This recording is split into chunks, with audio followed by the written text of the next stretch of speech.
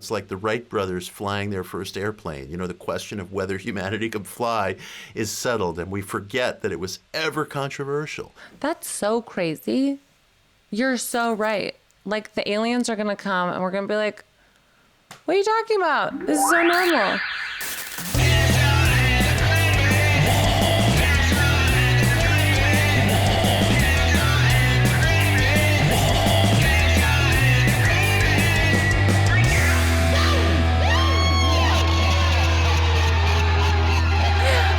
About this, and I had no friends in middle school because I was talking about aliens and spaceships, and then we're all just going to be like hanging out with them. Hopefully they're nice. I have a good feeling about it.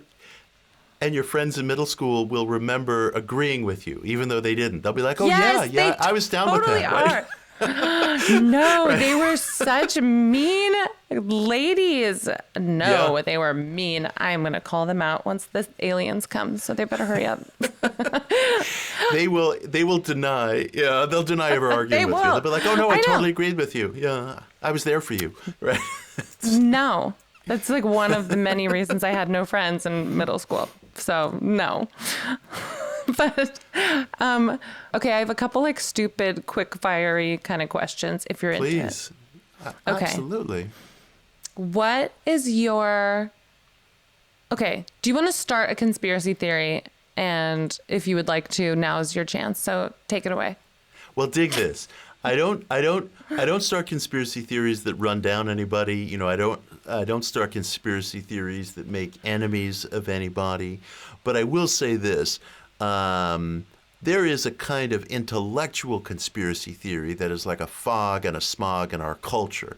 And that is that we don't have evidence of some of this stuff. And people are so desperate to hang on to the worldview that they're currently in that if I could present people, and I can, with plain statistical evidence, for example, for ESP or psychical activity or whatever you want to call it, I present that evidence to people over and over and over, and I'm still told there is no evidence, it doesn't exist. And it's like a conspiracy theory that we work against ourselves because we're so desperate to hang on to the world that we once knew that we deny what's there, even if it's presented to us as plain as can be. So we are our own kind of conspirators. You know, there's a conspiracy theory that we've worked against ourselves where we don't want to look at real evidence because it upsets what we want to believe.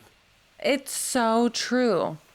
It's so true because change is uncomfortable. It's uncomfortable. So if we can all just like pretend like everything's fine and it's just going to stay right here, I feel like it's more comfortable, but that's not how life works. Yeah. So you keep talking about ESP and there being proof. Do you want to because I don't know what you're talking about.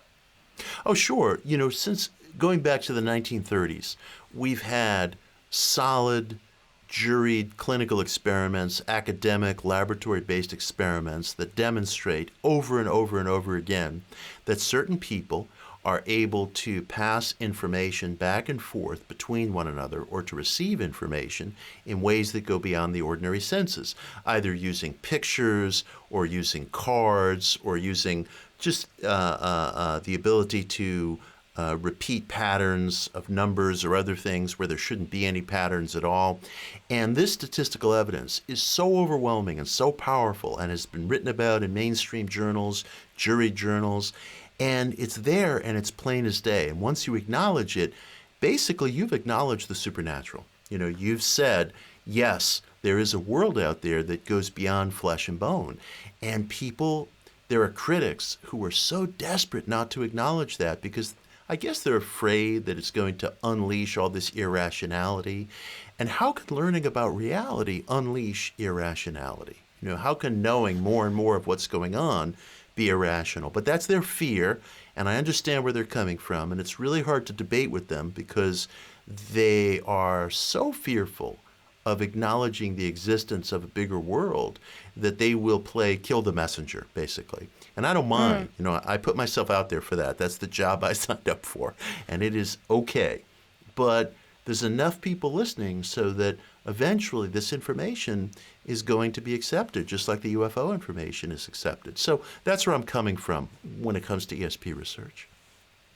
That's so interesting. I'm going to look into that more because I feel like I definitely get messages. Like I feel like a little bit telepathic sometimes. Like I can totally read the mind of my cat.